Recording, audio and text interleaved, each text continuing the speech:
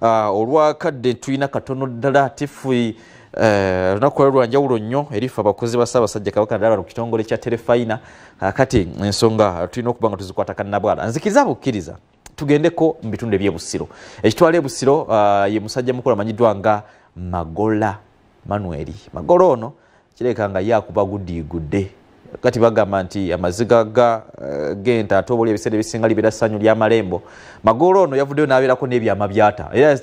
etadde mudda engatta ayolekedde bitundu bye Fort Portal kusanga mukulu wa kibiina kya National Unity Platform mu bimu byatugambye nti seba badde alinayo akafecce era ye n'ekibiina balina akabadi ke baali bakoledda n'okujja okuba nti yeesimbawo nga independent byali biteeketeeke nga bakimanyi nti eyinza okuba plan B oba A oba C senga banajjamu Mathias Walukaga katufune ku bigambo bya Magola ono tulabe oba bibye oba bya kibiina.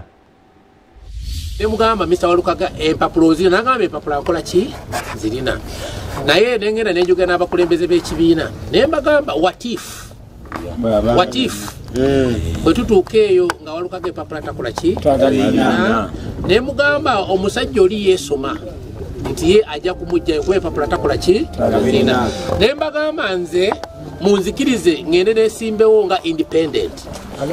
sewaggula bwewagguzi nti newagudde ku kibiina nti Magola yewagudde n'agenda neyesimbawo ki independent waaliwo okukkirizaganya wakati wa Magola n'ekibiina era nga ne Secretary General ensonga eno yali agimanyi buki bulungi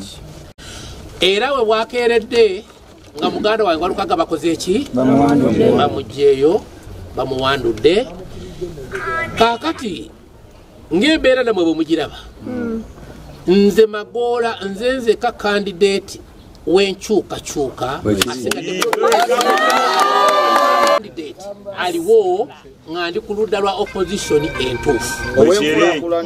olw'okaano luno ne tulimu olwa Buso East Constituency nja kukyogera mubaddemu abantu abali main oba major tubadde bameka bana bw'ojjako Walukaga oyo omu n'ojjako Kiyimba kuba Kiyimba wa yero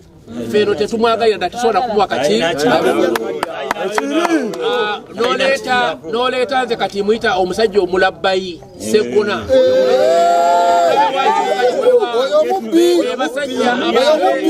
bebasajja abadde ebbanga lyonna nga beekweka mu opposition naye nga bakolera ani ojjako abo abantu abasatu waba wasigaddewo omuntu atya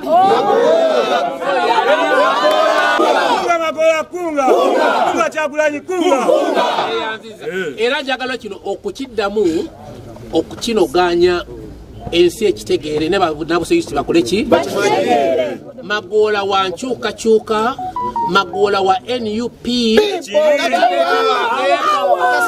wange ye Kyagulanyi mu mbeera eno eriwo mwenjogera saawa eno ne president ebigenda maaso Buseyisi akola ki era nsuubira bwe tuva mu press conference eno njolekera Fort Portal president gyakola ki naye njagala nsookeemuwo omukisa asooka ayogere ku nsonga zino ng'omukulembeze wange awe abantu ba Buso East direction kiki ekikola ki naye nga kisinga obukulu Magola ne Walukaga twatudde ne tukkaanya ekibirako kiri kintu kimu nti olwaleero Walukaga abadde muki gonvu era nga namwe bwe mumanye ak'obuntu nti bamugye mu lwokaano luno ne bwe nandibadde nze nandibadde mpulira buki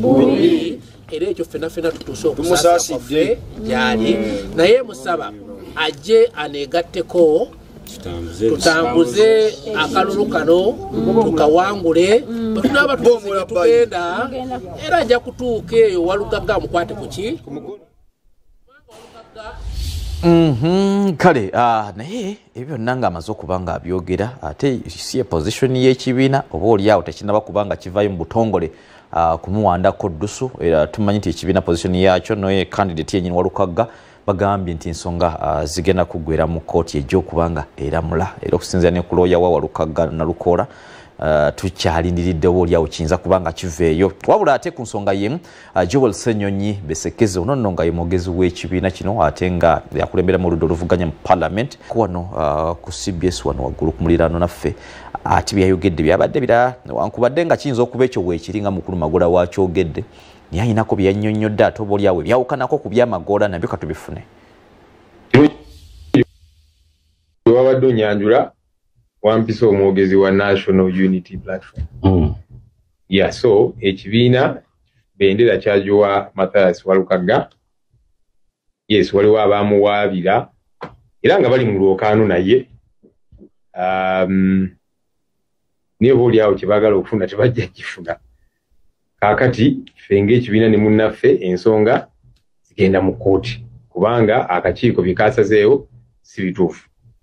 tewali ku mulala aliko ddusulu ya kibiina toganziremu byenkubulidde tewali omulala aliko ddusulu ya kibiina ekibiina flaga kyajuwa Mathias Walukaga akakiiko kamujje mu lwokaano twajulidde mu high court kubanga ebyasaliddwawo akakiiko ebyokulonda tukkiriziganya nabyo so mu buli ngeri yonna Walukaga akyali mu lwokaano kubanga tulinze kooti kyesalawo kale kakati nno muvaawo mpitewo ono 2026 ebigambo bingi nnyo ebitambula era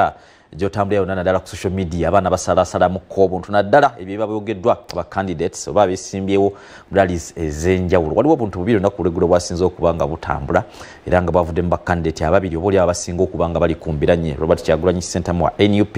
ne Yoweri Kaguta Museveni Bohabura wa kibiina kya NRM katusookereko mu nkambi ya NRM olunaku olw'eggulo President Museveni ayina